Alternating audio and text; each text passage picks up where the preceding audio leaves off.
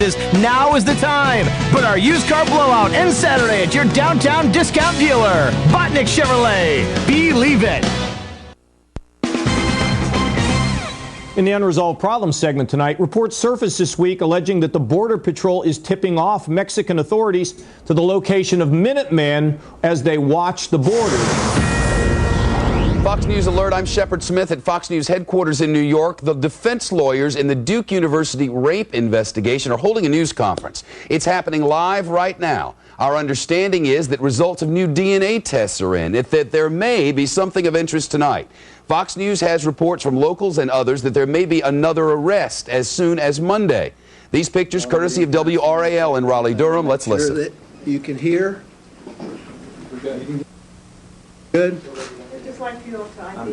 All right, we will do that. I'm sorry that first of all that we're a little bit late. It's all of this has come on us mighty fast late on a Friday afternoon, which I'll be talking about in a second. But the people that are seated here with me, this is Bill Cotter, this is Wade Smith, and my name is Joe Cheshire. There are other lawyers back there that I'll just let identify themselves if they would like to. My name is Brad Bannon. Bush Williams. There's ones of you that know about this case know that I represent a player who's one of the captains named Dave Evans, who also was one of the young men who rented the house in which the party took place that resulted in the false accusations that have been made against Duke lacrosse players. Today, also, as you know, the state of North Carolina has released, and I do not know whether you all have seen it. It doesn't seem to be much in this case that the press doesn't get a chance to see. But the District Attorney's Office has released to us their so-called second DNA report. The first thing I would like to say about that report is that I think that it is very interesting and interesting to note for the ones of you that care to note these things, that this report was leaked by the District Attorney's Office, according to press people who have told me specifically that they leaked it to them several days ago. We only received this report at 5 o'clock. I received it at 5:02 this afternoon by fax. I find it interesting that it was leaked that way and faxed to us in a way that was apparently done so that we would not have the opportunity to respond to it. That's the first thing. The second thing is it makes me sad the way it was leaked and the way it was reported by many people that there was a match in the second DNA test to one of the Duke lacrosse players. Those types of reports that go out all over this nation create a false impression about this particular case and makes it very difficult for these young men to receive a fair trial. And that is one of the reasons that we are speaking out tonight. We feel compelled by the actions of the District Attorney's Office to continue to speak out about this case. Let me also emphasize to you all that none of the lawyers in this room are experts in DNA. So we have now had approximately 3 hours to review a very complex scientific report. That is not a long time.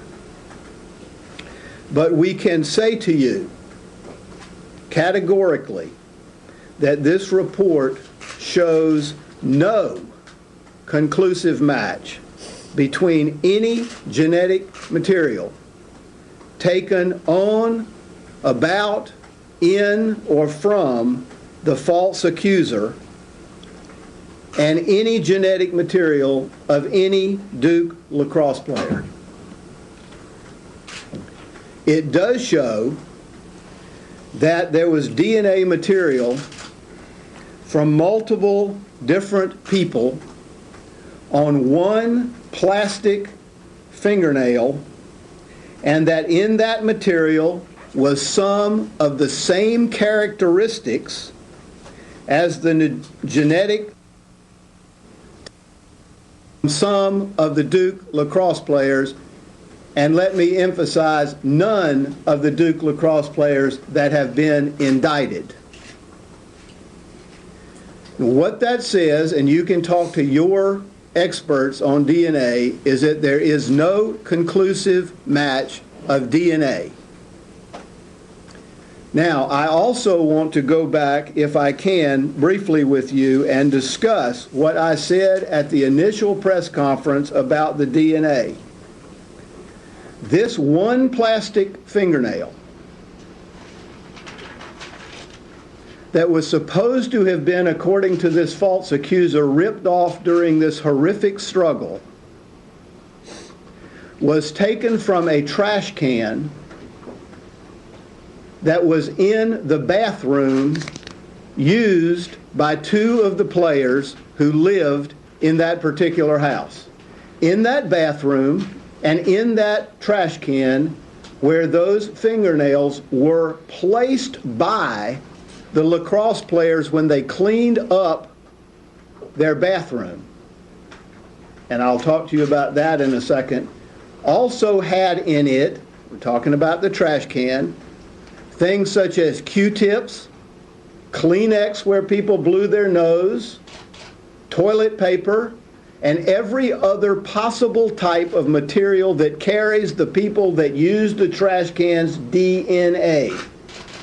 So it would be a real story, ladies and gentlemen, if there was no DNA that could not conclusively match, but show some genetic strain of one of the lacrosse players who used that bathroom.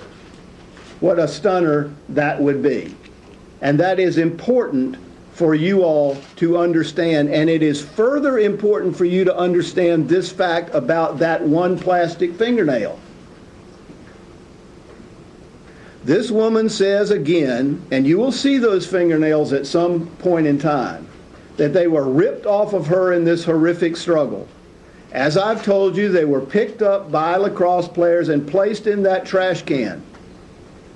They were given to the they were given to the Durham Police Department, physically given to the Durham Police Department by the same lacrosse players that put them in the trash can. And they were given to the Durham Police Department after the lacrosse players were told by Duke University that there had been accusations of a rape in that house and that the police may be coming by to talk to them. And I simply ask you all to try to consider, is that consistent?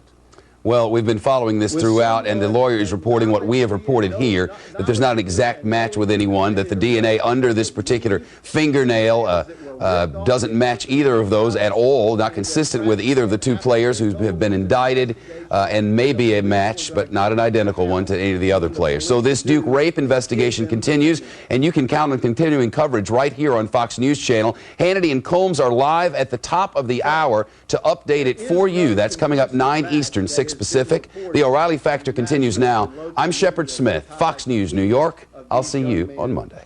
To this woman who has